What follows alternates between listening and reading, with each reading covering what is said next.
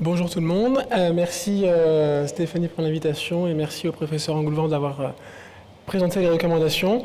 Donc on va voir que ma présentation va reprendre un certain nombre d'éléments qui ont été dits, qu'on va critiquer, discuter, et que même si nos patients ne sont pas tous bien contrôlés, on va quand même arriver à les prendre en charge comme il faut. J'ai aucun lien d'intérêt avec l'industrie pharmaceutique, quelques financements pour le Collège de la médecine générale, mais c'est tout. Donc tout d'abord, on a vu que les patients n'étaient pas contrôlés, que c'était compliqué, mais rappelons-nous quand même que parmi les pays d'Europe, les patients français sont ceux qui ont le taux de mortalité cardiovasculaire le plus faible. Donc bravo aux généralistes qui les prennent en charge, et bravo aux cardiologues qui nous sauvent quand on rate. Nous, on est là, au milieu des recommandations de la Société française d'hypertension, comme on a vu, avec les seuils qui ont été présentés, au milieu de la diagnostic de la HS qui remonte quand même à 2016. À côté, on a les sociétés européennes, donc avec leurs seuils, 130-80 qui ont été présentés, avec un niveau de preuve 1 grade A. Et de l'autre côté, il y a les Américains, qui sont un peu plus stricts, comme on l'a vu, mais qui pourtant ont le même niveau de preuve que les Européens, à 1 an d'intervalle. Donc, il y a une discordance d'interprétation sur les mêmes études, puisqu'il n'y en a pas eu 50 nouvelles entre-temps. Comment est-ce qu'on mesure? Donc, deux paradigmes. Le diagnostic, où là, effectivement, comme ça a été présenté, on est pour des mesures au cabinet, en ville, pas au cabinet, justement, parce qu'il y a des discordances sur les conditions de prise. On n'arrive pas, on ne peut pas passer 18 minutes dans la consultation à mettre le patient au calme, juste pour lui prendre sa tension, donc il faut bien des alternatives.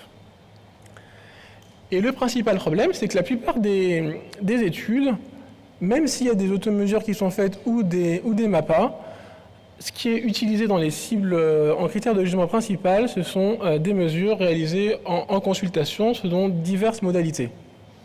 Donc là, j'avais remis le tableau de concordance qui a été vu. Donc 140-90 au cabinet, c'est du 135-85. Sauf qu'en vrai, comme on ne fait jamais les vraies mises en place du temps des mesures qu'on va revoir pour prendre nos cabinets, en vrai, on est en fait plus haut que ça. Donc mesurer au domicile, c'est important. Lorsqu'on fait des MAPA aux patients, on voit qu'il y en a quand même beaucoup qui ne sont pas contrôlés, ou insuffisamment contrôlés, ou insuffisamment diagnostiqués, plus de la moitié, parce que sur cette moitié-là, la partie rouge, il y a une partie d'hypertension masquée, donc des patients qui ont des tensions normales au cabinet, mais qui vont avoir des hypertensions élevées lorsque l'on fait des MAPA, de l'hypertension nocturne, donc des patients qui auront des symptômes, des céphalées, des choses comme ça qu'on n'arrive pas à expliquer, mais si on leur fait une MAPA, on arrive à dépister ces patients et à trouver des fois des atteintes d'organes cibles parce que ça date depuis longtemps. Et de l'autre côté, il y a celle qu'on connaît bien, donc l'hypertension blouse blanche, le patient est très hypertendu au cabinet, en automesure, c'est bien. Petite vigilance quand même, c'est que ces hypertendus avec une hypertension blouse blanche, on s'aperçoit qu'ils ont quand même un risque cardiovasculaire, de mortalité et d'événements cardiovasculaires qui est supérieur aux patients normaux tendus, inférieur aux patients qui ont une hypertension réelle soutenue, mais donc certaines recommandations proposent de rechercher quand même une atteinte d'organe cible quand il y a une suspicion. On peut faire un RAC, par exemple, mais c'est pas très clair sur l'impact que ça peut avoir. Mais il faut savoir que les hypertendus blouse blanche, ils n'ont pas un risque de non-hypertendu non plus. Et donc, comment est-ce qu'on trouve une bonne mesure? Déjà, on fait donc des mesures à domicile. Les sociétés françaises disent 3 mesures matin et soir pendant 3 jours parce que c'est facile et réalisable. Les anglo-saxons sont plutôt pour 7 jours consécutifs, mais au moins 3 jours, mais ils préfèrent un temps un peu plus long avec 2 mesures matin et soir. Et donc, si on revient sur la mesure et sur ce qu'implique le temps et la façon dont c'est mesuré, on voit qu'avoir un brassard adapté, c'est important. Donc, ça peut faire augmenter la pression artérielle de 5 à 20 mm de mercure. Pour mémoire, un brassard standard qu'on a, c'est pour des bras qui vont jusqu'à un périmètre de 34-37 cm maximum. Se reposer plus 10 à 20 mm de mercure si on ne le fait pas. Le patient qui parle parce qu'on lui a posé une question entre-temps ou qui répond parce qu'il a envie de parler, il se dit il y a un blanc, et bien ça peut faire monter de 10 à 15 mm de mercure. Le rendez-vous de 9h du matin, après avoir bu le café, il peut faire monter la tension. Combien d'entre vous demandent à leur patient d'aller faire pipi avant de prendre la tension? À doigt levé, pas grand monde, c'est normal, mais ça fait monter la tension aussi. Donc pas d'alcool, ne pas être assis sur la table d'examen sans le dos reposé, les jambes croisées, ça influe. Grande question à propos des vêtements. Alors oui, il a juste un petit gilet, on va prendre par-dessus. Eh ben, en moyenne, ça ne bouge pas, mais individuellement, ça peut faire monter ou baisser. Les bras ballants, les bras posés, ça aussi, ça va influer. Globalement, ce qui est recommandé, c'est le bras posé sur une table. Donc sur la jambe, c'est pas non plus exactement adapté. Et faire des mesures répétées, c'est important. Et donc, ok, on mesure, on diagnostique, on traite, on revient sur la cible. Donc, pour le traitement intensif, là, il y a quelques points où moi je me suis appuyé plus sur des revues systématiques. Et donc, pour une monothérapie ou une bithérapie, si on regarde la méta-analyse de la Cochrane, alors qui n'a retrouvé que 3 études, donc on n'est pas sur quelque chose qui est quand même très étudié. Il n'y a que 3 études, et ça correspond donc à 600 patients. On voit que la bithérapie d'emblée ne réduit pas à 3 ans, on n'est pas à 20 ans non plus, mais à 3 ans, donc immédiatement après, le risque de mortalité cardiovasculaire totale ou même d'événements cardiovasculaires dans les essais randomisés. Ce qui ne veut pas dire que ça laisse le temps, s'il faut une bithérapie, de l'instaurer, mais peut-être plus progressivement, parce qu'on sait que comme les patients ne prennent pas leur traitement, peut-être y aller plus progressivement des fois aussi. Concernant les cibles, il y a 3 études principales qui ont testé des cibles très basses. La première, c'est l'étude SPRINT, qui est américaine, qui a été publiée en 2015, assez ancienne, mais qui... alors peut-être que je peux changer un peu après ça, bon, c'est pas grave. Qui ont testé 120 versus 140 avec des appareils automatisés. Après 3 ans de suivi, les patients sont arrivés à 121 mm de mercure, contre 134 dans le groupe avec une tension plus lâche. Il y a une réduction d'événements cardiovasculaires, pas de différence sur le critère non composite d'accidents cérébraux et d'infarctus. Et donc, lorsqu'on fait une étude randomisée, on a des critères qui sont hiérarchisés. On fait d'abord le critère principal, et après on fait les secondaires. Et si les critères secondaires ne sont pas valides, tout ce qui vient après, c'est purement exploratoire et on ne peut pas conclure. Donc, on ne peut pas conclure que l'étude SPRINT réduit la mortalité, ni la mortalité globale, même si les petits p étaient inférieurs à 0,01, parce que dans le critère hiérarchique, on n'est pas arrivé dans l'ordre pour contrôler le risque d'erreur liée de positivité liée au hasard. Donc il faut faire d'autres études. Les autres études, elles ont eu lieu, donc il y a eu STEP. On est en Chine, donc les patients chinois, ce n'est pas les patients européens ni nord-américains, l'IMC est beaucoup plus bas, il y a des diagnostics d'obésité qui ne correspondent pas non plus au seuil européen. Avec un appareil automatisé aussi, cette fois-ci, les événements cardiovasculaires sont réduits, les AVC, les infarctus également, et on voit qu'il n'y a pas de différence sur la mortalité globale ou cardiovasculaire. Troisième étude, BP Road, donc 12 000 patients, chinois encore, avec des appareils automatisés. Les patients avec une cible inférieure à 120 avaient une réduction d'événements cardiovasculaires et d'AVC, mais toujours pas de différence sur la mortalité cardiovasculaire globale, ni les infarctus. Donc le niveau de preuve est un peu plus limité et on va essayer de comprendre pourquoi est-ce qu'il y a ces différences et ces cibles. Et on revient sur l'outil de mesure. Comme l'a dit le professeur Engoulevent juste avant, quand on mesure avec un appareil automatisé, on ne mesure pas dans des conditions exactement identiques, c'était sa 3e DAP, je crois. Et donc les mesures automatisées versus des mesures au cabinet, on s'aperçoit qu'elles abaissent la tension d'à peu près 14 mm de mercure. Donc si on reprend ce qui a été atteint par les patients des études qui visaient 120 avec des appareils automatisés, ils arrivent à 121, il faut rajouter 14 mm de mercure, donc en fait ils sont à 135.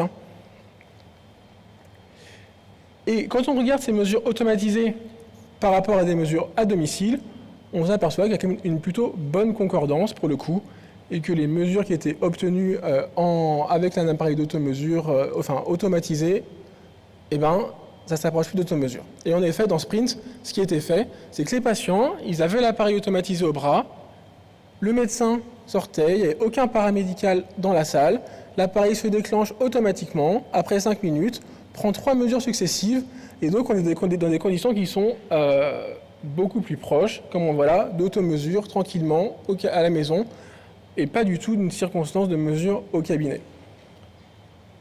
Et donc transposer des cibles à 120 ou à 130, mais qu'on ne mesurera pas comme ça dans la vraie vie et qui ne seront pas mesurés comme ça, en fait, ça n'a pas de sens. D'ailleurs, ce qui a été fait, c'est que les patients de Sprint, en fait, c'est des patients qui étaient suivis à l'hôpital, et on a repris leurs mesures à l'hôpital, voir ce qu'il y avait dans leurs dossiers médicaux, après l'étude, avant l'étude. Et ce qu'on voit, c'est que les patients de Sprint, dans leurs mesures classiques, habituellement prises, ils avaient entre 5 et 7 mm de mercure de moins dans l'étude que ce qui était fait en vrai. Donc une extrapolation de ces études qui est très compliquée en pratique réelle. Donc, si on en revient à notre niveau de preuve le plus élevé, on va prendre des revues systématiques. Et cette fois-ci, on va faire, ce que les auteurs ont fait, c'est qu'ils ont pris avec Sprint et sans Sprint. Et bien, avec Sprint, le risque de maladie cardiovasculaire est réduit, le risque d'infarctus aussi, mais dès qu'on retire Sprint de l'équation, eh ben, le risque de maladie cardiovasculaire n'est plus réduit, le risque d'infarctus n'est plus réduit non plus, il n'y a que le risque d'AVC qui reste significativement réduit. Donc si on conclut, pour reprendre ce qui a montré un fin niveau de preuve, et c'est en fait ce que soutient le collège de généralistes américains, en consultation 140-90 dans des bonnes conditions, mais qu'on va extrapoler à du 135-85 avec une réduction de mortalité globale, une réduction de mortalité cardiovasculaire. Et si tous nos patients sont à ça, eh ben on est déjà très bien, parce qu'on a vu que ce n'était pas le cas. Ça peut être extrapolé avec le inférieur à 135-85 ou du 130-80 à domicile, avec une réduction possible, donc avec un niveau de preuve beaucoup moins fort, d'événements cardiovasculaires. Mais ce qu'on va essayer de retenir, c'est que lorsqu'on met plus de traitements dans les études, on met aussi certaines classes en particulier, et le professeur Anglais en a parlé, toutes n'ont pas exactement la même efficacité, même si elles sont efficaces globalement. Et ce qu'on a, c'est les thiazidiques, qui sont en fait beaucoup moins plébiscités ces dernières années qu'il y a 10 ans, où c'était le traitement principal, notamment dans les recommandations anglaises du NICE. Mais c'est quand même ceux qui, dans la plupart des études, des grandes revues systématiques, soit de la Cochrane, du Lancet, ont la meilleure balance d'efficacité, avec une réduction de mortalité et d'événements cardiovasculaires. Ils sont supérieurs aux IEC sur les AVC, supérieurs aux calciques sur la mortalité globale.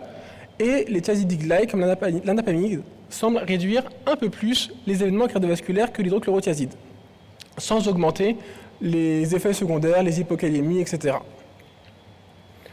Les IEC, ils réduisent la mortalité et les événements cardiovasculaires. Ils sont supérieurs aux sartans sur les infarctus en revue systématique. Dans OnTarget, il n'y avait pas de différence, mais là, sur ce critère-là, en revue systématique avec analyse en réseau, quand on comprend plus d'essais, on s'aperçoit qu'ils sont un peu supérieurs sur les infarctus par rapport aux sartans. Le ramipril, comme on l'a déjà dit hier en plénière aussi, c'est celui qui a le niveau de preuve le plus élevé, donc à privilégier par rapport aux autres. Les sartans et les inhibiteurs calciques, ils sont à peu près au même niveau, ils réduisent les événements cardiovasculaires. Valsartan, c'est celui qui a le plus de preuves, l'amlodipine également. On rappellera que les calciques en dehors de l'amlodipine augmentent aussi, sont à éviter dans l'insuffisance cardiaque, qui est une pathologie souvent associée à l'hypertension. Donc amlodipine, il faut mettre un calcique ou autre chose, mais il faut éviter les autres calciques quand même. Les bêta-bloquants, qui réduisent notamment les AVC, le bisoprolol et les nipovolol sont les plus recommandés d'après les recommandations européennes. Et après, on a les alpha-bloquants et les centraux qui ne sont pas de première attention du tout. Je ne reviens pas sur la spironolactone, qui a des bénéfices aussi, mais qu'on garde un peu plus tard dans l'algorithme. Et donc, comme ça a été dit également, tous les patients ne sont pas identiques. Donc, malgré ce qu'on a dit là, qui est assez standardisé, on va varier notre pratique. On a vu que à peu près plus de 50% des patients étaient pas contrôlés, mais est-ce que c'est lié à nous qui sommes inertiques et qui n'agissons pas, ou est-ce que c'est parce qu'on est volontairement en écart avec les recommandations? Et lorsqu'on fait des revues de dossiers, on s'aperçoit que lorsqu'un médecin généraliste ne suit pas les recommandations, fait une déviation, l'avis par les pairs spécialistes dit que l'écart à la recommandation était justifié dans 93% des cas. Donc c'est que c'est pas si mal ou que les recommandations ne sont pas forcément adaptées à nos patients. Et donc cible thérapeutique personnalisée ou inertie thérapeutique. Ce qu'on appelle une cible personnalisée, c'est par rapport à la recommandation qui dit que la cible est peut-être de 130-90, nous, pour notre patient, on va décider que sa cible, en fonction de ses caractéristiques, etc., elle sera de 140-90. Ce qu'on retrouve, ça c'est une étude qu'on a menée l'année dernière, pas encore publiée, mais ça va venir. En prévention primaire, les médecins généralistes ont des cibles un peu plus lâches et on est à plus 5,7 mm de mercure en moyenne par rapport au seuil de recommandation. Mais chez les sujets âgés et en prévention secondaire, on est un peu plus strict avec nos patients que ce que disent les recommandations. C'est justifié par une approche santé-patient, par des discordances entre les recommandations et les données de la science, comme on en a parlé là, des habitudes du médecin, bon ça c'est le point le plus contestable, ou des recommandations qui sont, dans 11% des cas, pas adaptées à notre patient. Et donc il y a forcément le corollaire. Il y a la vraie inertie thérapeutique.